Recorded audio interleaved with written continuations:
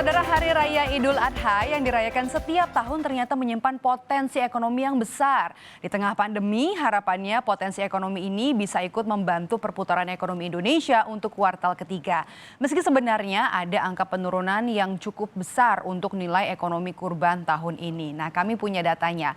Berdasarkan survei yang dilakukan oleh Indonesia Development and Islamic Studies, di tahun lalu ekonomi kurban mencapai angka 28,4 triliun rupiah. Nah, angka ini didapat dari total 3,5 juta orang yang ikut berkurban. Dan jika dihitung nilai setaranya dengan 181 ribu ton daging. Nah, ratusan ribu ton daging kurban ini mendorong tingkat konsumsi daging di Indonesia. Secara umum, tingkat konsumsi daging masyarakat Indonesia sebenarnya masih terbilang rendah jika kita bandingkan dengan negara-negara tetangga. Indonesia rata-rata berkisar hanya 2,6 kg per kapita.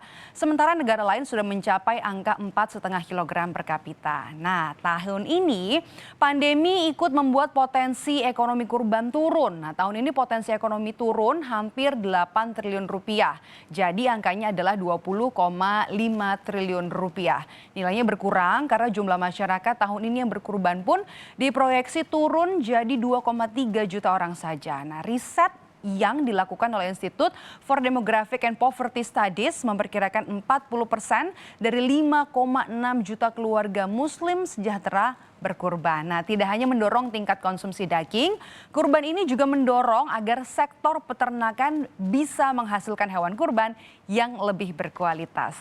Nah, turunnya jumlah masyarakat yang berkurban membuat pedagang harus putar otak agar tetap bisa mencari rezeki di tengah pandemi. Nah, berjualan daging secara daring bisa jadi pilihan, atau berjualan hewan kurban secara daring ini bisa jadi pilihan karena masyarakat merasa lebih aman berkurban secara online.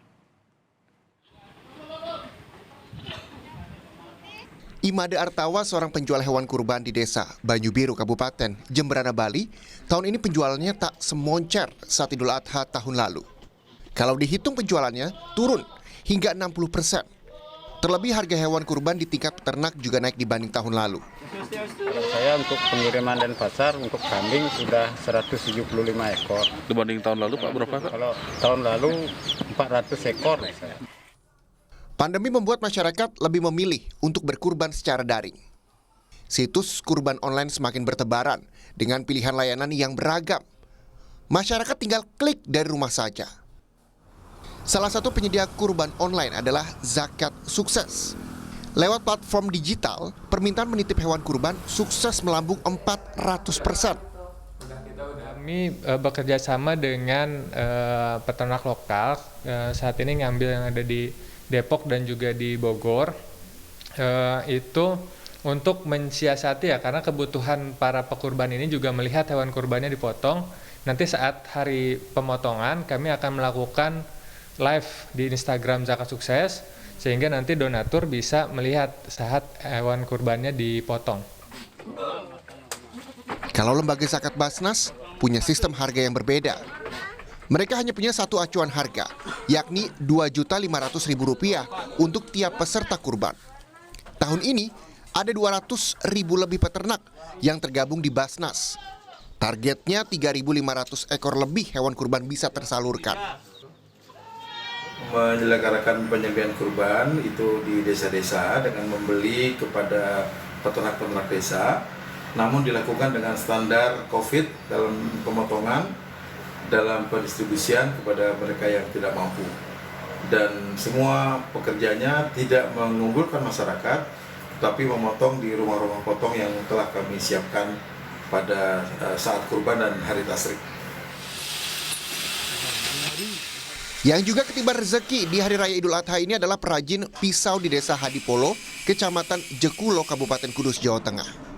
Permintaan pesanan pisau untuk sembelih hewan kurban naik 70%. Kebanyakan penjualan datang dari pembelian secara daring. Kami tetap meningkat karena kami punya cara untuk menjualnya, yakni dengan lewat online.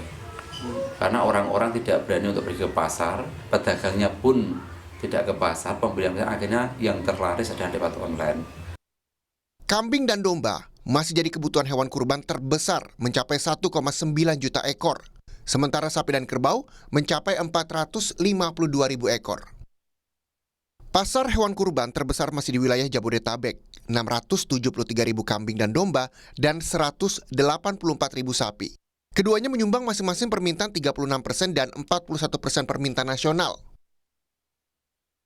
Pembatasan sosial berskala besar di tengah Hari Raya Idul Adha juga membuat penjualan pedagang arang dan tusuk sate di Jakarta anjlok hingga 50%. Padahal tahun lalu, sepekan sebelum Hari Raya penjualan mereka sudah ludes terjual. Semakin nyata, penyelenggaraan kurban pun terseret dampak COVID-19. Beradaptasi dan berinovasi harus dilakukan pelaku usaha di tengah kondisi pandemi seperti ini. Tim Liputan, Kompas TV.